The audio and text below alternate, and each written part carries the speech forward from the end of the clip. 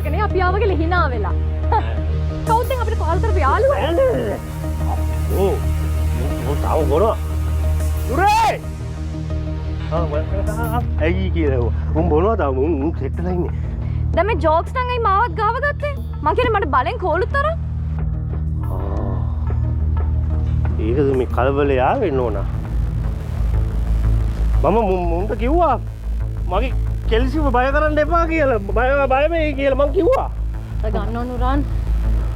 මේ මොනවද ඔය කියවන්නේ? ඔය පෙන්නන තරම් ඔයාට 80ක් නෑ කියලා මට පේනවා. ඒකනේ. නෑ. දෙහි මෙහෙම දෙහි ගාලා පෙති බීලා ඇඟිල්ලා බමනේ කරලා ඔක්කොම කරලා මේ ගානට බසගත්තේ. එන්සිට් මේ කෙල්සි මෙයාට මේ විදිහට කතා කරලා හරියන්නේ නැහැ. මෙයාට වෙරි හිඳුනම කතා කරන්න. මෙයාට මුකුත් තේරෙන්නේ නැහැ දැන්. අපි යන්. මේ කට වහගන්න ඕන පිස්සුද ඔයාට? අපි යමු. භාවනා thank you so much ආවට. මම මොකද වෙලා තියෙන්නේ කියලා හොයාගෙන මට කෝල් එකක් දෙන්න.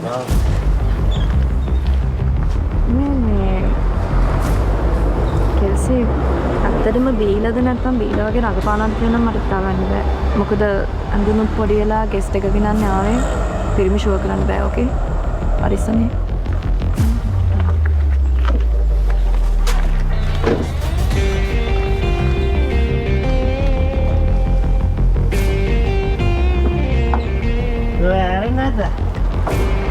baby lock එක දාගෙන baby lock එකලා දෙනවා ඒක. Just shut up. යංකෝ